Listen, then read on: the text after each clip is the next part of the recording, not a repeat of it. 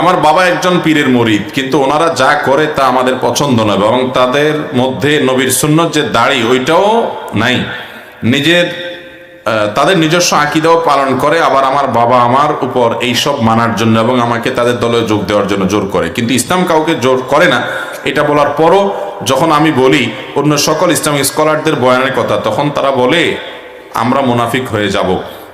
তারা বলে তারাই সঠিক, বাকি সব কিছু ভুল, কিন্তু আমি মানি না। তখন এটা নিয়ে আমার সাথে অনেক ঝামেলা করে, আমাকে বকাঝকা করে, এমনকি আমাকে সন্তান হিসেবে অস্বীকার করার কথা বলে। এখন আমার পিতামাতার জন্য করণীয় কি? অনেক কষ্ট হয় আমার পিতামাতার জন্য, তাদের কথা চিন্তা করে। ভাইরা আমার, আমরা কারোর হেদায়েত দেওয়ার মালিক না। হেদায়েতের মালিক কে? অনেক বাবা মা আছে এরকম কপাল পড়া। সন্তান হিসেবে আমাদের কর্তব্য হলো তাদেরকে বোঝানো, চোখের পানি ফেলা, নসিহা করা। যদি তারা না শুনে, এর জন্য তারা আল্লাহর কাছে দায়ী থাকবে। আমি এরকম অনেক অনেক মুরিদের কথা শুনছি না, শুধুমাত্র সরাসরি প্রত্যক্ষ সাক্ষী।